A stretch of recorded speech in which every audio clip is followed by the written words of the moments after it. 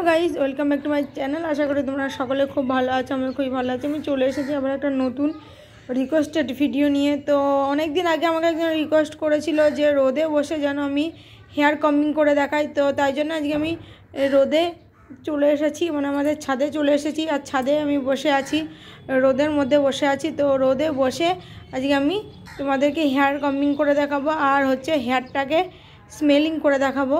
So guys তোমরা সাথে থাকো আর দেখতে থাকো ভিডিওটা স্কিপ না করে। আশা করছি তোমাদের ভিডিওটা ভালো লাগবে। আর আমি চুলটাকে দুটো সাইডে ভাগ করে নিয়েছি। তো দুটো সাইডে ভাগ করে নেওয়ার পরে তারপরে আমি আস্তে আস্তে করে হেয়ারটাকে কম্বিং করে নিচ্ছি।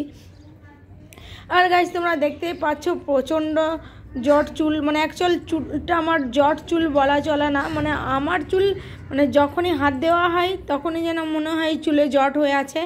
কি কারণ আমি জানি না। অনেকের চুল আমি দেখেছি খুব সুন্দর সিল্কি অ্যান্ড স্মুথ হয়, কিন্তু আমার চুলটা এরকম নয়। আমার চুলটা মানে যখনই হাত দেওয়া হয় তখনই যেন মনে হয় চুলটা জট হয়ে আছে।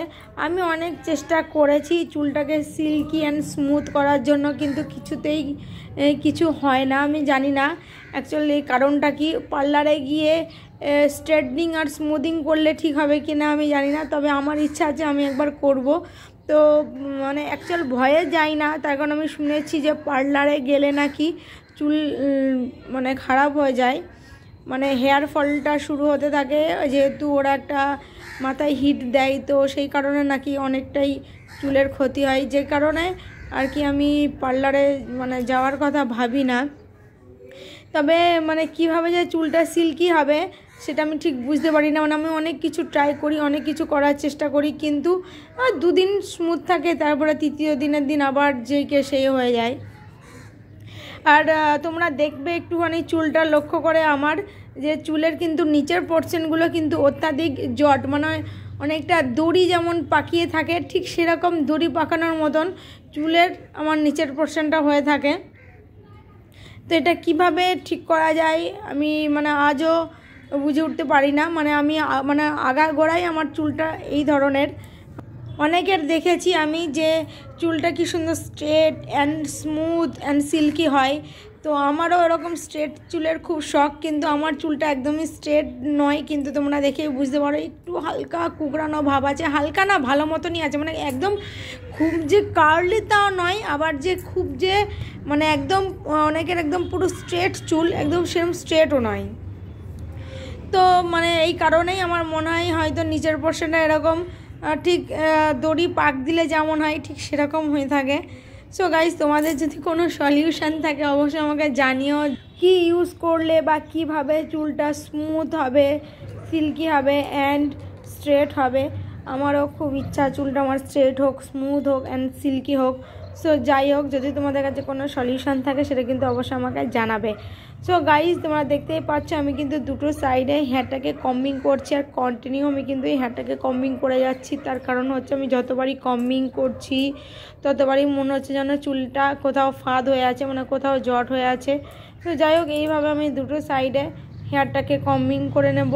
তো হেয়ারটাকে কম্বিং করে নেওয়ার পরে তারপরে আমি তোমাদেরকে একটু হেয়ারটা স্মেলিং করে দেখাবো।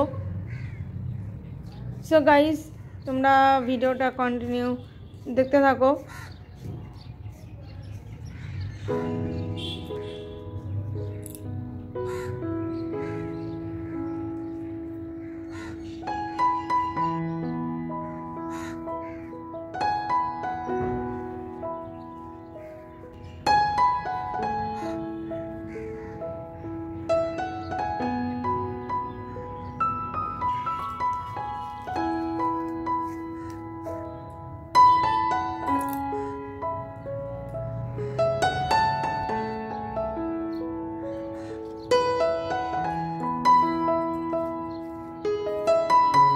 গাইজ দেখো দুই সাইডে হেয়ারটাকে কম্বিং করে নেওয়ার পরে তারপরে হেয়ারটাকে স্মেলিং করে দেখাচ্ছি। তো অসাধারণ একটা সুন্দর গন্ধ বেরোচ্ছে।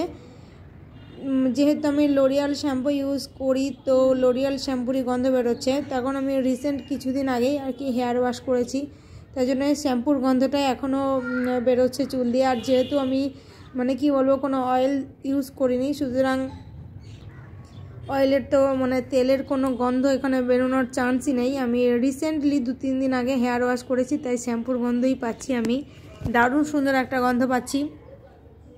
তোমরা অনেকেই রিকোয়েস্ট করেছো যে হেয়ার স্মেলিং করতে, তো আজকে আমি এই ভিডিওটার মধ্যে দিয়ে সেটা তোমাদের সঙ্গে শেয়ার করলাম, হেয়ারটাকে স্মেলিং করে দেখালাম। So guys,